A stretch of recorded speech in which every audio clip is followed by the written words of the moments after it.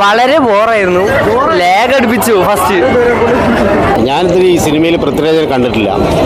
ഇങ്ങനെ ഒരു ജീവിതം ഒരുപാട് ആളുകൾ നമ്മൾ ഗൾഫിൽ പോയിട്ട് ബുദ്ധിമുട്ടുന്ന ആൾക്കാർ ഒരുപാടുണ്ടാവും. പ്ലസ് ഈ ചിത്രം പറയുന്നത് ഇതുപോലൊരു പടം എങ്ങനെ എടുക്കുക. ഇന്ത്യൻ സിനിമയിൽ വേഷങ്ങളുടെ പകർച്ച മമ്മൂട്ടിയാണ്. പക്ഷേ ഈ സിനിമയിൽ പൃഥ്വിരാജ് അഭിനയിച്ച് വളരെ കഷ്ടപ്പെട്ടിട്ടുണ്ട്. എല്ലാവർക്കും ഒരു പ്രചോദനമാണ് പൃഥ്വിരാജിൻ്റെ ഈ സിനിമ. എല്ലാവർക്കും ഒരു പാഠമാണ്. നല്ല സിനിമ. ഇതേമാതിരി ഒരു സിനിമ കാണാൻ വളരെ ബുദ്ധിമുട്ടാണ്. വളരെ ബോറായിരുന്നു. ലാഗ് അടുപ്പിച്ചു ഫസ്റ്റ്. അല്ല, എനിക്ക് അങ്ങനെ തോന്നിയത്. ഫസ്റ്റ് ഹാഫ് ലാഗായിരുന്നു, പിന്നെ സെക്കൻഡ് ഹാഫ് പിന്നെയും കുഴപ്പമില്ല. കുഴപ്പമൊന്നുമില്ല. നല്ല ലാഗ് ഉണ്ടായിരുന്നു, അത്രേ പറയണ്ടത്. അത് കുഴപ്പമില്ല. സെക്കൻഡ് ഹാഫ് ഒക്കെ നോക്കിയിരിക്കാം. അത് കുഴപ്പമില്ല. ആക്ടിങ് ഒന്നും പറയാൻ അടിപൊളിയായിരുന്നു. ആക്ടിങ് അടിപൊളിയായിരുന്നു. അതൊക്കെ തകർത്തു. പക്ഷെ സിനിമ ഫസ്റ്റ് ഹാഫ് ലാഗായി. ലാഗ് ഫുൾ ലാഗായിരുന്നു. സെക്കൻഡ് ഹാഫ് കുഴപ്പമില്ല. അതും കുറച്ച് ലാഗൊക്കെ ഉണ്ടായിരുന്നു. കുഴപ്പമില്ല. അടിപൊളിയായിട്ടുണ്ട്. ബുക്ക് വായിച്ചതിനെക്കാളും അടിപൊളിയായിട്ടുണ്ട്.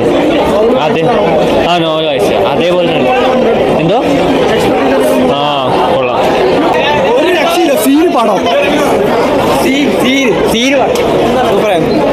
അടിപൊളി പടം. അടിപൊളി. എടുത്തു പറയാൻ അതിലൊരു സീനുണ്ട്, ഇടയിൽ കാണിക്കുന്നൊരു സീനാണ്. നമ്മൾ എക്സ്പെക്റ്റ് ചെയ്യില്ല. അത് വളരെ പെർഫെക്റ്റ് ആയിട്ട് ചെയ്തു. എല്ലാം മേക്കിംഗ് എല്ലാം അടിപൊളി. ഇനിയൊന്നും പറയാനില്ല. അടിപൊളി. ഒരു രക്ഷയില്ലായിരുന്നു. സൂപ്പർ. എല്ലാവരും കരയിപ്പിച്ചു. അടിപൊളി. അടിപൊളി സിനിമ. കണ്ണ് നനയിപ്പിച്ചു. സൂപ്പറായിട്ട് നല്ല ഫീലിംഗ് ഉള്ളൊരു പടമായിരുന്നു. സൂപ്പർ പടം. നല്ലോണം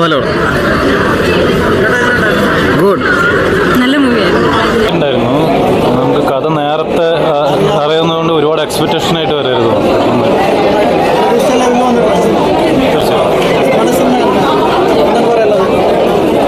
അടിപൊളിയായിരുന്നു.